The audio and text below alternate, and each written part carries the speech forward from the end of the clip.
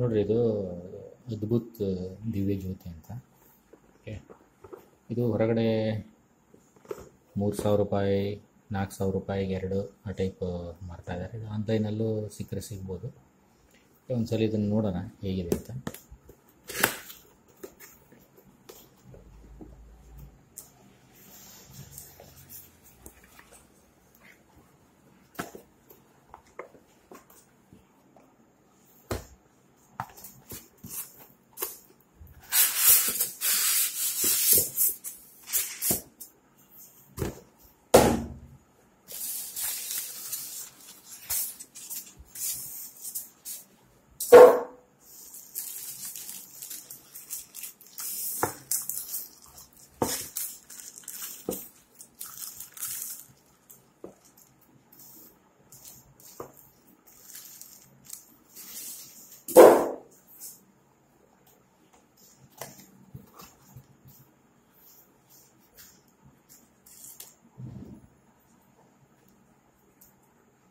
Stand ಇದೆ.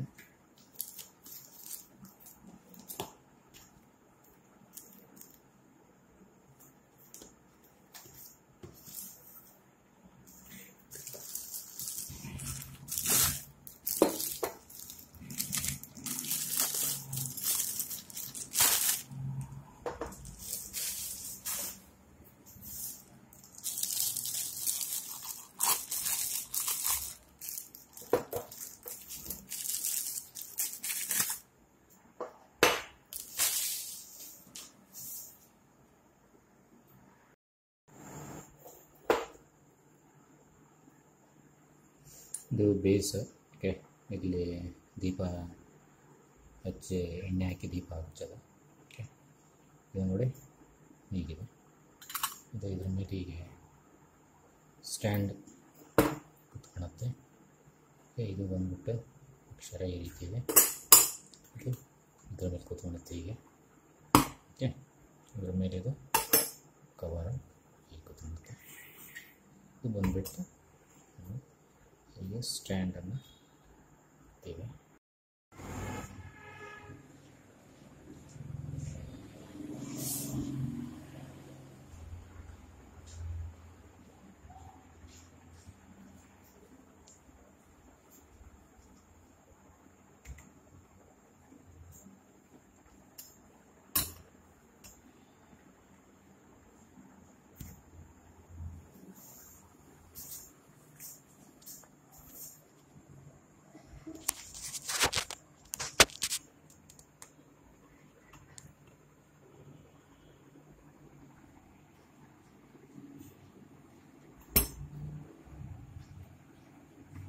ಇದು ನೋಡಿ ಸ್ಟ್ಯಾಂಡ್ ಆಗಿದೆ.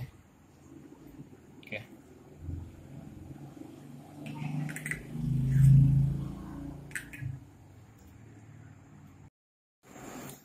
ಅದರಲ್ಲಿ ಅವನು ಏನು ಕೊಟ್ಟಿದ್ದಾನೆ ಅಂದರೆ ಇದೇನು ಇದೆಯಲ್ಲ. ಓಕೆ, ಇದೆ ಅದ್ಭುತ್ ದಿವ್ಯ ಜ್ಯೋತಿ ಚೌಕಿ ಪರವಾಗಿ ಇದು ಸ್ಟ್ಯಾಂಡ್ ಅಂತ ನಾನು ಹೇಳ್ತೀನಿ. ಬತ್ತಿ ಜಲನೆ ತೆಗಿ ಅದರಲ್ಲಿ ಬತ್ತಿ ಹಾಕ್ಬೋದು ಅಂತಂದು ಹೇಳ್ತಿದ್ದಾನೆ.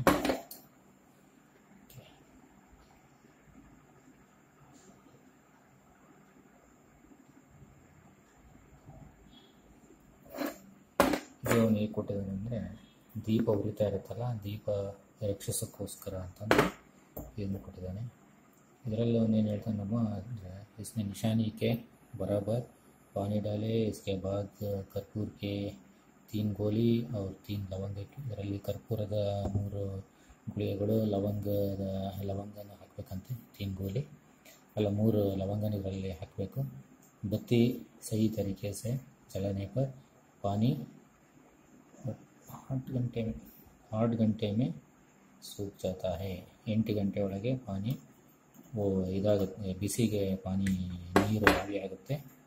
आप चाहे तो दोबारा कर्पूर लवंग और नीलगिरी तेल पानी डाल सकते हैं. ಕರ್ಪೂರ ಲವಂಗ ಮತ್ತು ನೀಲಗಿರಿ ನೀರನ್ನು ಇದರಲ್ಲಿ ಹಾಕ್ಬೋದು ಅಂತ ಹೇಳ್ತಾ ಇದ್ದಾನೆ.